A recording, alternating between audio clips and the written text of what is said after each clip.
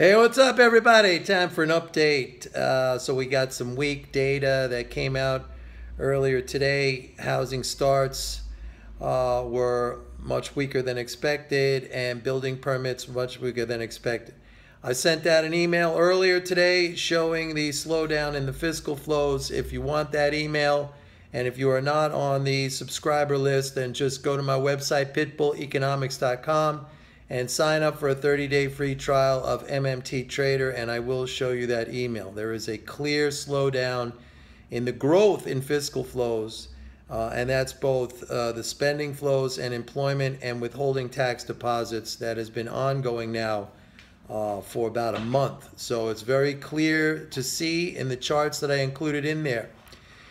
I want to talk about something else. I want to talk about the political situation. I usually don't talk about politics here, only from the standpoint of policy. I like to keep things just focused on economics, MMT, flows, things that are quantifiable. But I think we got to pay attention to the political situation, both domestically here with what's going on with this Russia investigation and how that is really kind of spiraling out of control.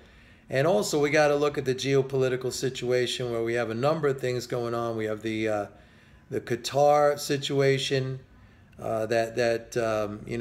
ending of all or cutting off of all diplomatic and commercial relations between Qatar and the Gulf Cooperation Council. That's Saudi Arabia, Egypt, Libya, and some other countries. I forget off the top of my head. United Arab Emirates, and some other countries. And also, we got to talk about new sanctions that the Senate just imposed on Russia, which, I mean, to me, it's like an act of war. I mean, when your intent is to destroy the economy of a nation, that is the same thing as a military attack on supply lines or anything militarily designed to cut off supplies or financial relationships. It's an attack on a country. It is an act of war. But this is what these maniacs in Washington are doing. So you have that. You have the, oh, I know what I was going to say. The situation in that terrorist attack in Iran last week where the Iranians blamed the Saudis. And I said that. I said that even before they pointed the finger at the Saudis. Because it looks like to me that the new that military hardware deal and technology deal that was that Trump did on that visit over there last month, hundreds of billions of dollars in new military equipment, looks to me like the United States is setting Saudi Arabia up to be our new proxy fighter for the Middle East. And that's very, very dangerous. It has a lot of impact or potential impact for the markets. Huge, huge. And the Russia situation is, I mean, for me, it's almost astonishing that we are not in World War III right now, which of course would quickly go to a nuclear war, which would wipe out most of life on Earth, because these idiots, these morons, these jackasses in Washington, who are still living in the Cold War with these constant attacks on Russia. The only thing keeping us out of World War III right now is Vladimir Putin, who has been very, very measured through this whole entire thing, where his country is under constant attack by these idiots in Congress, and also Obama before that. It's amazing. It's amazing to me. Do you understand that Japan attacked Pearl Harbor after the United States enacted an oil embargo on that country back in was it 1941? We went to war because of that. It cost millions of lives. So these constant attacks on Russia, it's a miracle that we're not in World War III. But anyway, you have that. You have the Qatar, the Middle East situation, let's just call it that. You have now this effort to, basically what's going on here domestically is a soft coup, all right? And whether you like Trump or not, even if you hate his guts, if you think he's an idiot, if you think he's a buffoon or a jerk, if you don't like his policies, that's irrelevant.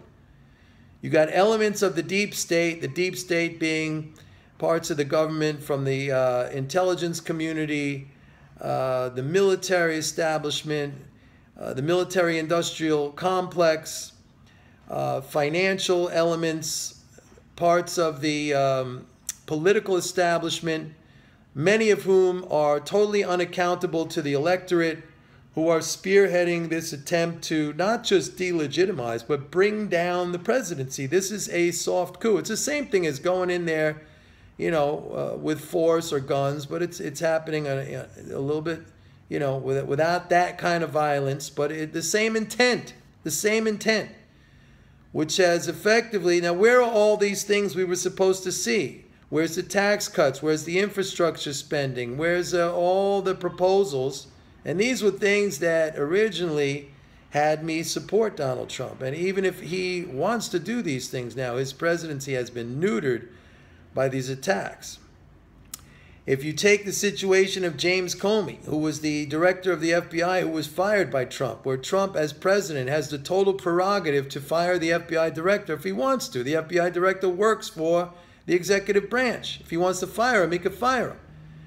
Comey, who was the head of the FBI, was in private meetings and conversations with Trump, recording, writing down these things, and then leaking them out to the press. You understand that?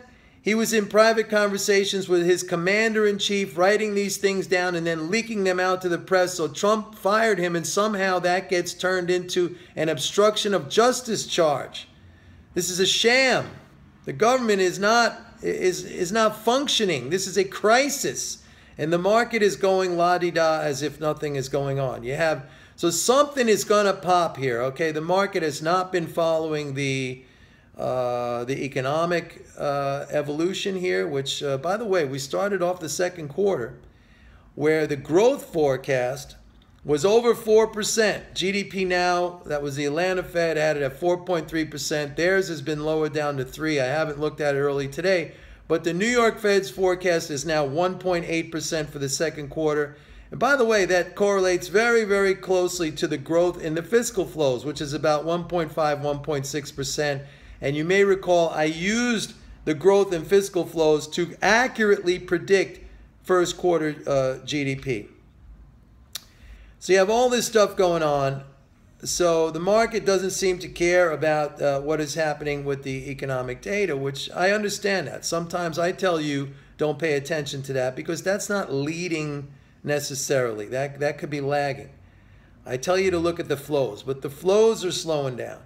But now, even if the market in some speculative type of bubble action is not paying attention, you've got these political developments, you've got the geopolitical developments, and all of these things coming together. Something is going to pop. I'm telling you, something is definitely going to pop.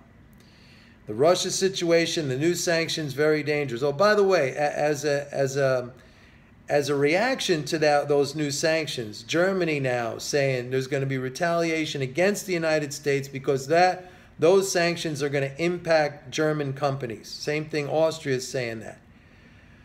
What this could do actually is drive Europe closer to Russia, which would be ironic because the European states are vassals of the United States. The United States says jump and Europe says how high.